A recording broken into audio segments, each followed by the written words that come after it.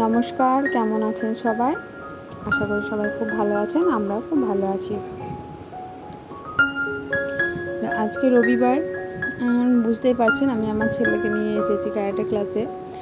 আর রবিবার তো একটু স্পেশাল ডে হয় নিজেদের জন্য। তো ভাবছিলাম আজকে কি করব। তার প্রথমে বিকেলবেলাটা ভাবলাম ছেলের সাথে গ্রাউন্ডে আগে কাটিয়ে আসি। তো এখন এখানে ওই যে ফাইট প্র্যাকটিস চলছে, স্যার ক্লাস করাচ্ছেন আর আমি বসে বসে সেটা দেখছিলাম, মানে নিতে এসেছিলাম। আর আজকে প্রচণ্ড গরম, বাইরে খুব রোদ ছিল। আর এইটুকু পুচকি মেয়েটা খুব অ্যাক্টিভ, একদমই ছোট, মানে কেজিতে পড়ে, আপার কেজিতে। তো এমনি সব মানে স্পোর্টসের দিকে ওর খুব ন্যাক। তো সেই জন্য মানে একটা দিনও ক্লাস মিস করে না, খুব মানে ভালো করে। ওর নাম শিয়ানভি। আর বড়রা এখন প্র্যাকটিস করছে, এদিকে ছেলেরা ফুটবল খেলছে। আসলে মানে গ্রাউন্ড একটাই, মাঝখানে গ্রাউন্ড, যেটাতে সবার আসতে সুবিধে হয়। আর এখানে অনেক খেলা চলে, তো স্যারের অসুবিধে হয়, কিন্তু কিছু করার নেই। তো বললাম আজকে সানডে স্পেশাল, তো ভাবছিলাম যে কি বানাবো। অনেক দিন থেকে বাড়িতে বিরিয়ানি বানানোর ইচ্ছে ছিল, আজকে সেই ইচ্ছেটা একটু পূরণ করলাম। কারণ মানে আমার হাজব্যান্ড যেহেতু এখন চিকেন মাটন খায় না, তো সেই জন্য মানে ভাবতাম কী দিয়ে বানাবো। তো এই মেজারমেন্ট কাপটার 2 কাপ চাল নিলাম, আর এটার ডবল জল দেব। চালটা ধুয়ে ওই 4 কাপ জল দিয়ে আর তেজপাতা দিয়েছি, মানে গোটা কয়েকটা গরম মশলা আর নুন দিয়ে ভাতটা সেদ্ধ হতে দিয়ে দেবো। তো চিকেন মাটন খাই না বলে খুব টেনশন করতাম যে কী দিয়ে বানাবো। তারপর মাথায় আইডিয়া এলো যে হ্যাঁ, পনির দিয়ে বানাই, পনিরটা তো খাবে, পনির আর আলুর দম দিয়ে বিরিয়ানিটা বানাবো। আর যদি চিকেন মাটন কেউ খেতে চাই তখন সেটা আলাদা করে নেবো। তো ভাতটা করে দিয়েছি, আর এদিকে ছানা করেছি, ঘরের তো আমার দুধ আছেই জানেন। তো ছানা করেছি, সেই ছানাটা দিয়ে একটুখানি পনির বানিয়ে নেবো, আর সেই পনিরটা দিয়ে আজকে আমি বিরিয়ানি বানাবো। দেখুন ভাতটা কতটা ঝুরঝুরে হয়েছে, যেহেতু সমান পরিমাণ জল দিয়েছিলাম এবং হওয়ার সঙ্গে সঙ্গে কিন্তু আমি ঢাকনাটা খুলে দিয়েছি যাতে ভাপটা বেরিয়ে যায়। আর পুরোপুরিভাবে ভাতটা সেদ্ধ না হয়ে যায়, 80% মতো কুকড হয়ে থাকতে হবে, আর বাকিটা তো দমে দেবো, তখন সেদ্ধ হবে। আর এদিকে পেঁয়াজগুলো ঝিরিঝিরি করে কেটে নিয়েছি বেরেস্তার জন্য। বিরিয়ানি আমি বানাতে চাই না, প্রচুর ঝামেলা লাগে আমার। আর ওই যে কেওড়ার জল, আতর, গোলাপ জল, এগুলোর গন্ধে আমার ছেলে খেতে চাইতো না, তাই বানাতাম না। তো আজ ওগুলো আমি স্কিপ করে আমি আজ বিরিয়ানিটা বানাবো। তো দেখুন গোল্ডেন ব্রাউন যেই হয়ে আসবে ততক্ষণ পর্যন্ত কিন্তু ভাজতে হবে। যে গোল্ডেন ব্রাউন হয়ে আসবে সেগুলোকে ভেজে তুলে নেব। এখন থেকে সবার মুখে মুখে বিরিয়ানিটা খুব পছন্দের জিনিস, কিন্তু আমার আবার অতটাও ভালো লাগে না। আমার কিন্তু পোলাও মাংসটাই বেশি পছন্দের। তো তবুও একটা দিন মানে ট্রাই করলাম যে আমি নিজেও বানাতে পারি কি না, সবই তো ইচ্ছে করে। তো এবার বেরেস্তাটা ভেজে আমি একটা মানে পেপারের মধ্যে তুলে রাখবো, যাতে তেলটা পুরো সোক করে নেয়। টিস্যু পেপার ছিল না, তাই নিউজ পেপারের মধ্যে আমি ওগুলো বেরেস্তাটা তুলে তুলে রাখলাম।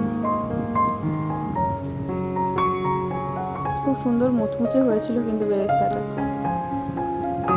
এবার যখন মাংস রান্না করবো আমি কিন্তু বেরেস্তাটা বেটেই করবো, বেশ ভালো হয়েছিল।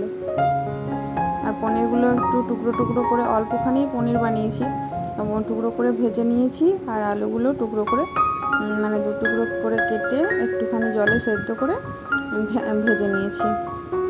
এবার মশলা বানাবো, তার জন্য কড়াইতে সাদা তেলের সাথে একটু 1 চামচের মতো ঘি দিয়েছি, কারণ ঘিয়ের ফ্লেভারটা ভালো আসবে। আর এদিকে পেঁয়াজ কুচি দিয়েছি, তার সাথে দেবো হচ্ছে টমেটো বাটা। একটা টমেটো ভালো করে পিউরি করে নিয়েছি, আপনারা চাইলে কেটেও দিতে পারেন, কিন্তু টমেটো কেটে গলাতে অনেকক্ষণ সময় লেগে যায়। আর বাটাটা দিলে কি হয়, মানে বেশ তাড়াতাড়ি মশলার মধ্যে ভাজা হয়ে যায়, তেল ছেড়ে দেয়। তো টমেটো বাটা দিলাম, এবার ওর মধ্যে নুন দিয়ে দেবো যাতে করে তাড়াতাড়ি মানে টমেটোটা রান্না হয়ে যায়। এর মধ্যে আদা রসুন বাটা দেবো, ওই 1 চামচ আদা 1 চামচ রসুন বাটা দিলাম। ভালো করে কষিয়ে নিতে হবে যতক্ষণ না পর্যন্ত তেল ছেড়ে আসবে।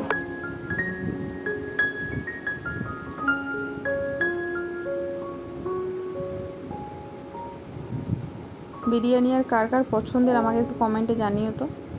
এবার একটুখানি হলুদ দিলাম,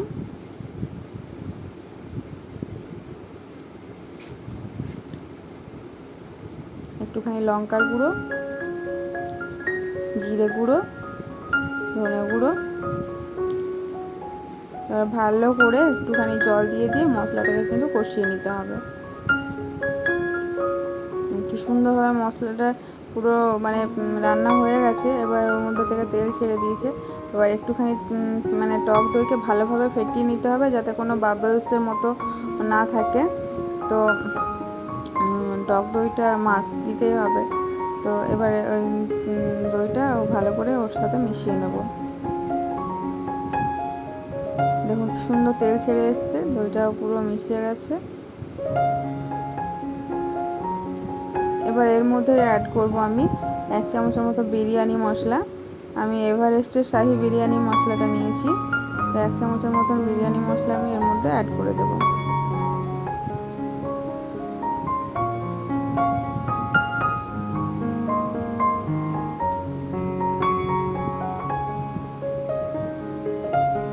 এবার পনিরগুলো ওর মধ্যে মিক্স করে আর রান্না করব না, কারণ পনিরটা যেহেতু ভাপে দেব। তো মশলাটা ভালোভাবে কষিয়ে নেওয়ার পর কিন্তু পনিরটা মিক্স করে গ্যাসটা বন্ধ করে দেব। এবার আমি লেয়ারটা তৈরি করব। প্রথমে একটুখানি এই যে মশলা পনিরটা বাটিতে আলাদা করে তুলে রেখেছি যাতে উপরের একটা লেয়ারে দেওয়ার জন্য। এবার ওটার ওপরে প্রথমে ভাতটা ছড়িয়ে দিলাম।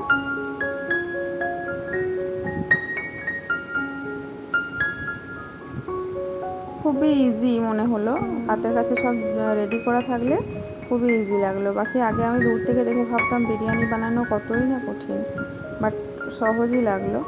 এবার ভাতের লেয়ারটার উপরে আমি আরেকটা লেয়ার করব, সেখানে মশলা পনিরটা দিয়ে দিলাম।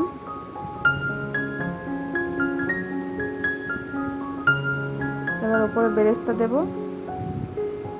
কি সুন্দর মুচমুচে হয়েছে বেরেস্তাগুলো, দারুণ হয়েছিল। আমার আজকের ভিডিওটা যদি আপনাদের ভালো লেগে থাকে তাহলে প্লিজ লাইক, কমেন্ট এবং সাবস্ক্রাইব করবেন। যারা নতুন আছো তারা প্লিজ চ্যানেলটিকে সাবস্ক্রাইব করে আমার পাশে থেকো। আর যারা আমার বন্ধু হয়ে গেছে অলরেডি তারা আমাকে কমেন্টসে জানাবে আজকের বিরিয়ানিটা কেমন হয়েছে।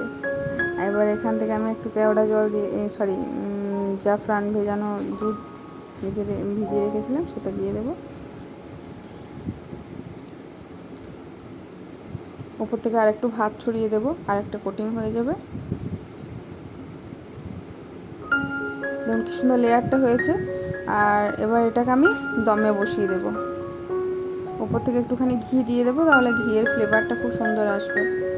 একটু পুদিনা পাতা দিয়েছি, আমার মানে বেশি ছিল না, অল্প একটুই ছিল, পুদিনা পাতা দিয়েছি। এবার এটাকে দমে দিয়ে দেবো।